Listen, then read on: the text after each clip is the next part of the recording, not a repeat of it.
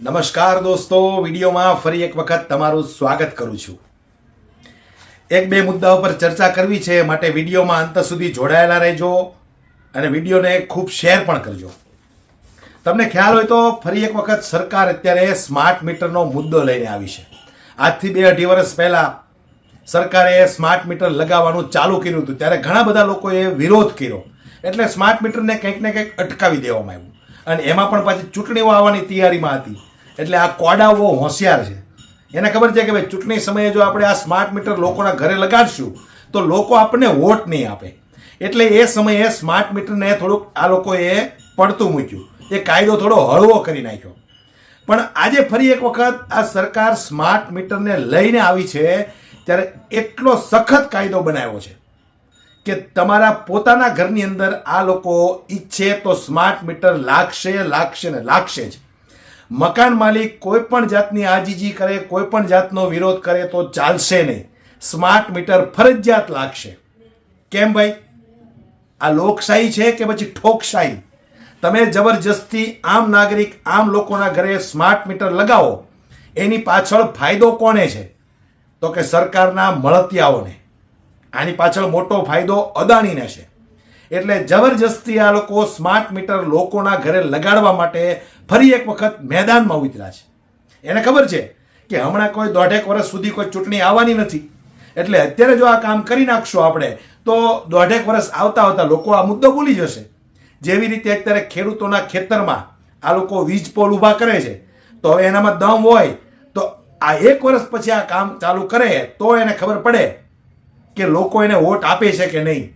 પણ અત્યારે કોઈ ચૂંટણી નથી, એટલે આ કોડાઓ બહુ હોશિયાર છે. અત્યારે આ લોકો ખેડૂતોના ખેતરમાં થાંભલા નાખી દેશે, લોકોના ઘરે સ્માર્ટ મીટર લગાવી દેશે. કોઈ પણ જાતનો આમ નાગરિક, આમ જનતાનો વિરોધ નહીં ચાલે. એક બીજો મુદ્દો પણ છે, ઇથેનોલ. ઇથેનોલ વાળું પેટ્રોલ આ લોકોએ જબરજસ્તી હવે લોકોની ગાડીઓમાં પૂરવાનું ચાલુ કર્યું છે.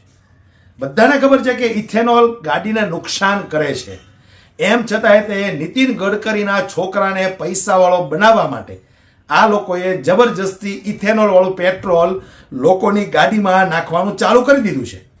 લોકો ઇથેનોલ વાળું પેટ્રોલ પુરાવે, ગાડીઓ ખરાબ થાય છે. ઘણા બધા મુદ્દાઓ આપણે જોયા, 15-15, 20-20 લાખ રૂપિયાની, કરોડો રૂપિયાની ગાડીઓ ખરાબ થઈ ગઈ, એવા બધાના વિડીયો આપણે જોયા. પણ હું પૂછવા માંગુ છું તમને કે શું આ લોકશાહીની અંદર આ સરકાર જબરજસ્તી આમ નાગરિક, આમ જનતા ઉપર સરકાર કોઈ પણ કાયદા થોપી બેહારે, એ કેટલું વ્યાજબી કહેવાય? સરકારમાં બેઠેલા દરેક નેતા, મંત્રી, સંત્રી નોટબંધીનો કાયદો લાવે તો એમના મળતિયાને ફાયદો થાય, જીએસટીનો કાયદો લાવે તો એમના મળતિયાને ફાયદો થાય. ત્યારે આ વાતને લઈને આ વ્યક્તિએ શું વાત કરી છે, સૌથી પહેલા આપણે એને સાંભળી લઈએ. આ સિવાયનો બીજો રસ્તો જે અત્યારે હાલમાં ચાલે છે, એક પણ કામ કરવાનું નહીં, એસી ગાડી નહીં મૂકવાની, એસી ઓફિસ નહીં મૂકવાની, એસી બંગલો નહીં છોડવાનો અને ખુરશી નહીં મૂકવાની. તો શું કરવું પડે? તો એના માટેનો આ રસ્તો છે કે લોકોને તમામ 18 વર્ણને ખાવા ખીચડી ન રહેવી જોઈએ. એટલે કે ગરીબ માણસ એ પેટનો ખાડો પૂરવામાંથી નવરો ન થાય, બરાબર. અને જે ઉદ્યોગપતિઓ, જે નાના જે લોકો છે, એને તમામ અત્યારે પૂછો ને, આમાં બધાને મારે બેંકની લોન છે, એટલે બેંકના હપ્તામાંથી નવરા ન થાય, એટલે ખાવા ખીચડી ન રહીએ અને માંડ એનું પેટનો ખાડો પૂરી આગે. અને જે રાજકારણીઓ છે, જેને થોડાક ઉદ્યોગપતિઓ છે, એને ઈડી સીબીઆઈ ની રેડ પડે એવી બીક લાગે. પણ આ ખેડૂતના દીકરાઓને તો કોની રેડની બીક છે?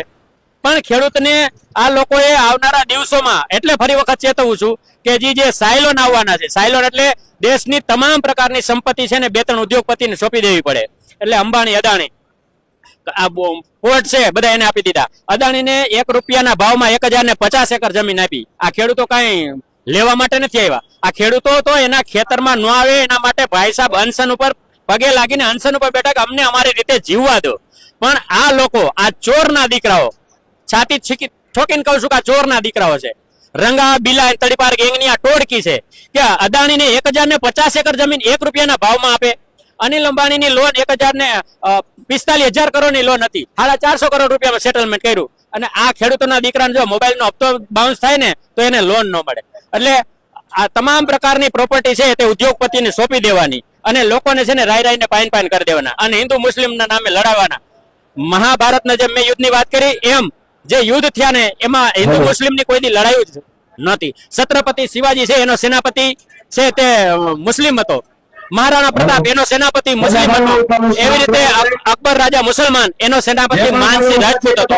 કહેવાનો મતલબ કે કોઈ દિવસ હિન્દુ મુસ્લિમની લડાઈ થઈ નથી. પણ આ લોકો જનતાને એવી રીતે ડરાવી ફોસલાવી અને સિકંજામાં રાખ્યા છે. નોટબંધી, જીએસટી અને કોરોના આ એક એના ષડયંત્રો છે. જે પણ ભાઈ ઉભા છે એટલે આવનારા દિવસોમાં જે સાયલોન આવવાની છે તે અદાણી છે તે પોતાને આખા ગુજરાતની નહીં આખા દેશની જે માર્કેટિંગ યાર્ડો છે તેના કૃષિની જે જણસીઓ છે તે બધી ટ્રેનો દ્વારા એના સાયલોનમાં ભેગી કરી દેવાના છે. અને આ ખેડૂત પાસે એના ખેડૂતોને કિલોના ભાવમાં અનાજ વેચવાના, જે આપણે ખાંડીએ વેચી છે એ ભાવમાં આ લોકો વેચવાના. હજી જો ખેડૂતો તો એમ કહે ને કે મારે શું, મારા ખેતરમાં ક્યાં થાંભલો છે, હજી લોકો રાહ જોઈને બેઠા છે. આ સાંભળ્યા પછી એવું લાગે કે એક એક કાયદો જે સરકાર બનાવે છે એ દરેક કાયદાઓની અંદર સત્તા પક્ષના નેતાઓને અને એમના મળતિયાઓને જ ફાયદો થાય છે. આમ નાગરિક, આમ જનતાને કોઈ જાતનો ફાયદો નથી થતો. છતાંય તે જનતા શા માટે સરકાર સામે સવાલ નથી કરતી? વિચારવા જેવી વસ્તુ એ છે. શા માટે બધું સહન કરે છે? અમુક જે ગણ્યા ગાંઠ્યા લોકો છે એ વિરોધ કરે.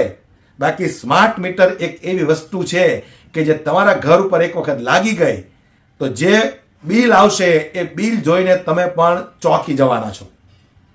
અત્યારે કોઈ કશું બોલતું નથી. વિરોધ કરવાવાળા વિરોધ કરે જ છે, પણ કોઈ એને સપોર્ટ નથી કરતું, સમર્થન નથી કરતું, સરકાર સામે અવાજ નથી ઉઠાવતું, સવાલ નથી કરતા. પણ આ એક એવી વસ્તુ છે, આપણે ખાસ કરીને ગુજરાતમાં તો કેવું છે કે ભાઈ એકદમ નજીક આવી જાય ને ત્યારે એકારે બધા વિરોધ કરવા માટે તૂટી પડે. અત્યારે કેમ વીજ પોલ નાખવા માટે આવ્યા છે તો એકારે બધા ખેડૂતો તૂટી પડ્યા. પણ તમે શરૂઆતથી જ જો વિરોધ કરો તો 2-2.5 વર્ષ પહેલા સ્માર્ટ મીટર લઈને આવ્યા હતા. 2-2.5 વર્ષ સુધી આ લોકોએ કેમ આ લોકોને સ્માર્ટ મીટર લગાવવાનો જે કાયદો હતો એને થોડો નમતો મૂકી દીધો. એ સમયે લોકોએ વિરોધ કર્યો હતો. અત્યારે ફરી એક વખત એમ થયું કે હવે મુદ્દો શાંત પડી ગયો છે, ચૂંટણીઓ કંઈ આવતી નથી, એટલે ફરી એક વખત આપણે જબરજસ્તી આ સ્માર્ટ મીટર લોકોના ઘરમાં આપણે લગાવી દઈએ. અને વળી કાયદો એવો કડક બનાવ્યો કે તમારી કોઈ જાતની આજીજી કે દલીલ કાંઈ ચાલશે નહીં, સ્માર્ટ મીટર લાગશે એટલે લાગશે. તો વિચાર કરો દોસ્તો, તમે આ સ્માર્ટ મીટર આવશે ત્યાર પછી પાણીના મીટરો આવશે, ક્યાંથી તમે બચશો? તમારી પાસે બચવા માટે માત્ર એક જ ઉપાય છે અને એ છે ચૂંટણી સમયે વોટ આપો. એ તમે જોઈ વિચારીને વોટ કરો, કારણ કે સરકાર કોના માટે કામ કરે છે 30 વર્ષની અંદર તમને ખબર પડી જવી જોઈએ. પણ ગુજરાતની જનતાને હજી ખબર નથી પડી. દર ચૂંટણીએ તમને કંઈક ને કંઈક એવો લોલીપોપ આપી દે એટલે તમે ફરી એક વખત પાછા કમળના બટન દબાવો છો અને 5 વર્ષ સુધી હેરાન થાવ છો. 5 વર્ષમાં 1, 2 કે 5 તમને ફાયદા કરાવે, પણ 25 એવા કાયદા લઈને આવે કે જેમાં તમે 5 વર્ષ સુધી એમાંથી બહાર ન નીકળી શકો. વળી પાછી ચૂંટણી આવે, વળી પાછા તમને ભોળવે. બસ આ જ પ્રક્રિયા 30 વર્ષથી ગુજરાતની અંદર ચાલે છે. હમણાં છેલ્લા એમની પાસે મુદ્દાઓ કયા હતા? 370ની કલમ હટાવવાની અને રામ મંદિર બનાવવાની. રામ મંદિર બનાવી નાખ્યું તો શું થયું? 300-400 કરોડ રૂપિયાની ચોરી થઈ ગઈ. કેમ કોઈ ન બોલ્યું? આખી ભારત દેશની જનતાએ રામ મંદિરમાં દાન આપ્યું હતું. કેમ કોઈ સવાલ નથી કરતું? ભારતીય જનતા પાર્ટીનો એક પણ નેતા કેમ નથી બોલતો? RSS વાળો, બજરંગ દળ વાળો, VHP વાળો કોઈ પણ કેમ કોઈ નથી બોલતું? આટલી મોટી ચોરી થઈ તો ઉલટાના એમના દલાલો દલાલી કરે છે કે ભાઈ ચોરી ઘરમાં થઈ હોય તો આપણે ચોર ઉપર ગુસ્સો કાઢવો જોઈએ, ઘર ઉપર નહીં. આવા બોલિવૂડના કલાકારો ચમચાગીરી કરવા માટે આવે છે. અલા, રામ મંદિરમાં આટલી મોટી ચોરી થઈ ગઈ, તમે એક શબ્દ નથી બોલી શકતા. ચલો, રામ મંદિરનો મુદ્દો હતો એ પણ એની માટે પૂરો થઈ ગયો. તો હવે આ લોકો કયા મુદ્દા પર ચૂંટણી લડે છે? તો કે હિન્દુ મુસ્લિમના નામે. ત્યારે આ લોકો એમ કીધું અમે આટલી સરકારી સ્કૂલો બનાવશું, આટલી સરકારી યુનિવર્સિટીઓ બનાવશું, આટલી સરકારી હોસ્પિટલો બનાવશું. વીજળી આપણે ગુજરાતમાં જ ઉત્પન્ન થાય છે તો વીજળીનો રેટ અત્યારે જે હાલે છે 7 કે 8 રૂપિયા પર યુનિટનો ભાવ છે એ અમે 3-4 રૂપિયા કરી નાખશું. એવું ક્યારે આ લોકો ચૂંટણીમાં બોલતા નથી. ઉલટાની સરકારી સ્કૂલો આ લોકો બંધ કરવા લાગ્યા છે, છતાંય કોઈ કાંઈ બોલતું નથી. બધા એક જ ધૂનમાં છે કે આ લોકો છે તો આપણે સલામત છીએ અને આપણું ઘર આંકવા માટે આપણે સવારથી સાંજ સુધી મહેનત કરવાની છે. કમર તોડી નાખે એવો GST લાગુ કરી દીધો. શું કોઈ બોલી શક્યું? કોઈ? મનમોહનની સરકારમાં મનમોહન સિંહ GSTની વાત કરી તો આજ નરેન્દ્ર મોદી એનો વિરોધ કરતા હતા. હવે જ્યારે નરેન્દ્ર મોદીની સરકાર છે તો GST લાગુ કરી દીધો.